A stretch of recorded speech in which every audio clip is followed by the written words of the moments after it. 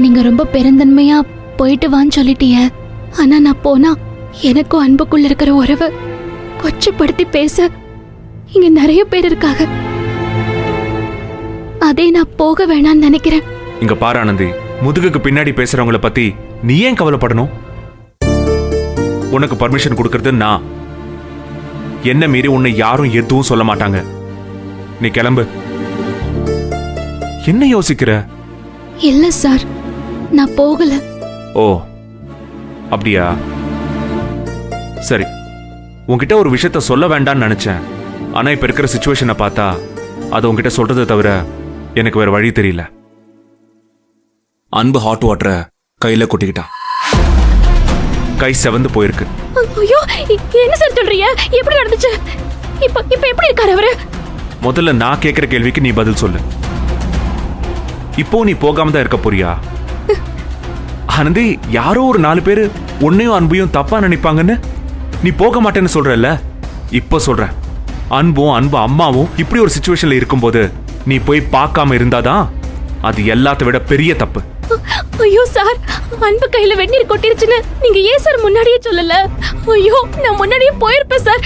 இருங்க சார், நான் இதை கொடுத்துட்டு கிளம்புறேன். ஆனந்தி, அதெல்லாம் நான் பாத்துக்கிறேன். ஓகே, நீ முதல்ல கிளம்பு. ஆனந்தி, நான் உன்னை டிராப் பண்ணட்டுமா?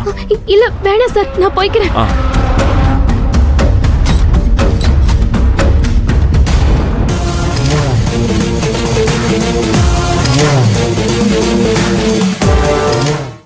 மகேஷ் சார், உங்களுக்கு என்ன தலையெழுத்தா சார்? இதுங்கிட்டலாம் போய் கெஞ்சிக்கிட்டு இருக்கீங்க? உங்க மேல மரியாதை இருந்திருந்தா நீங்க போன்ல சொன்னப்பவே அவ போயிருக்க போறா.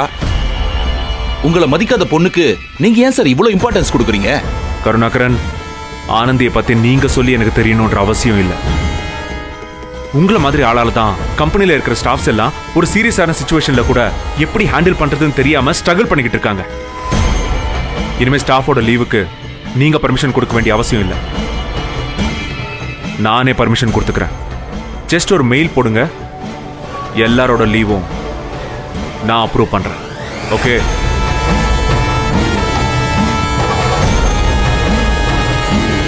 கருணாகரன், இது ஆனந்தி தைக்க வேண்டிய பீஸ். இதை நீங்களே கொண்டு போய் ஜெயந்தி கிட்டையும் சௌந்தர்யா கிட்டையும் கொடுத்து தைக்க சொல்லுங்க.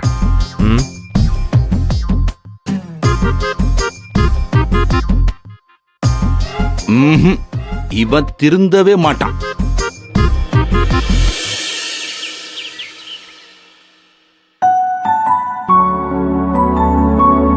மா, காலையில இருந்தே பசியோட இருக்க, எதையாவது சாப்பிடுமா. வா, எந்திரி, வா, பொறுமையா. இல்ல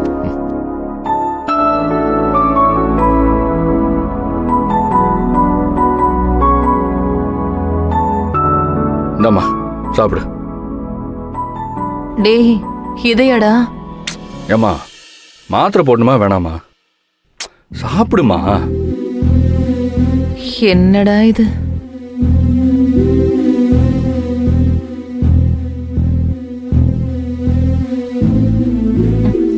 டே அன்பு, இத வாயிலே வைக்க முடியலடா. ஏதோ பாவக்கைய திங்கிற மாதிரி இருக்கு. ஆனந்தி வரலன்னா பரவாயில்ல, விடு.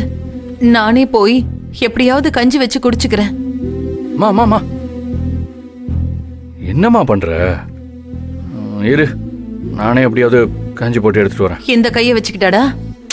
வேற என்னம்மா பண்ண சொல்ற? நீ இரு, நான் வரேன்.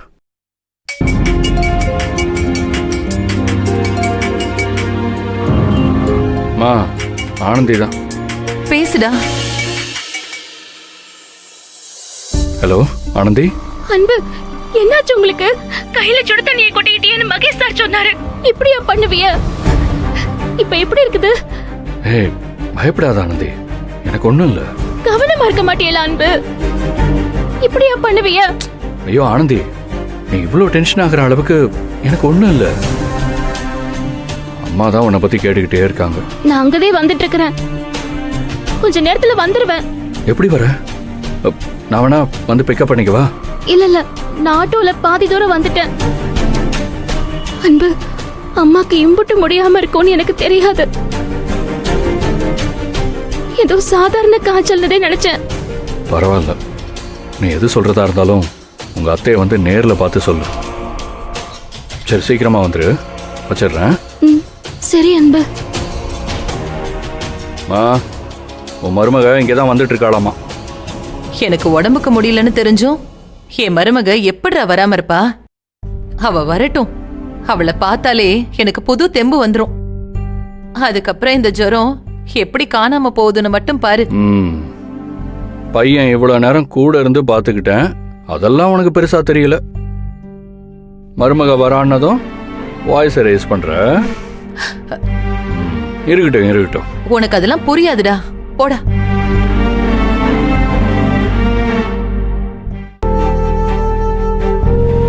என்னம்மா, என்ன பண்ணுது? ஒண்ணு இல்லடா.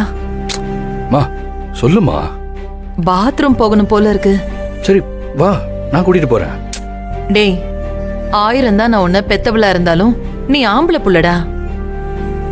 எல்லாத்தையும் நீ பண்ணிட முடியாது. என் மருமக வரட்டும். பாத்ரூம் போயிட்டு வெந்நீர் வச்சு கொடுக்க சொல்லி குளிச்சிட்டேன்னா உடம்பு கொஞ்சம் சுமாரா இருக்கும்.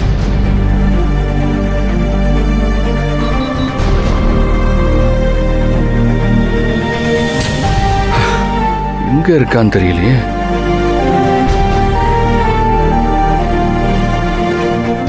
என்னமா யோசிச்சுட்டு இருக்க? ஒண்ணும் இல்லடா. மாமா வந்து பேசிட்டு போனது ஞாபகம் வந்துருச்சு.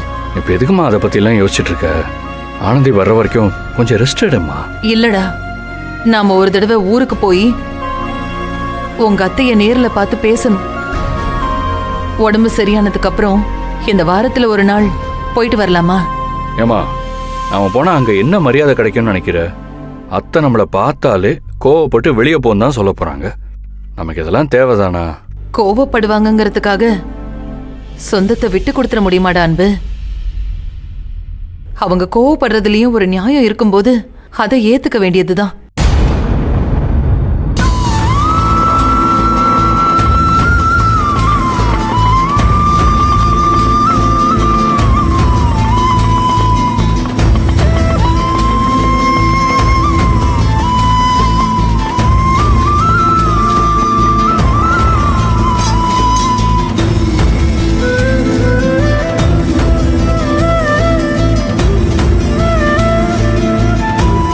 அது மட்டும் இல்லடா, நம்ம குடும்பத்துல கொஞ்ச நாளா நடக்கிற எல்லா பிரச்சனைக்கும் காரணம் துளசிதானோன்னு தோணுதுடா. மா, துளசிக்கும் இதுக்கு என்னமா சம்பந்தம்? சம்பந்தம் இருக்குடா. ஒரு பொண்ணோட மனசை நோகடிச்சு எந்த காரியத்தையும் செய்யக்கூடாதுன்னு சொல்லுவாங்க. ஆரம்பத்துல ஆனந்தி மனசை நோகடிச்சு உனக்கும்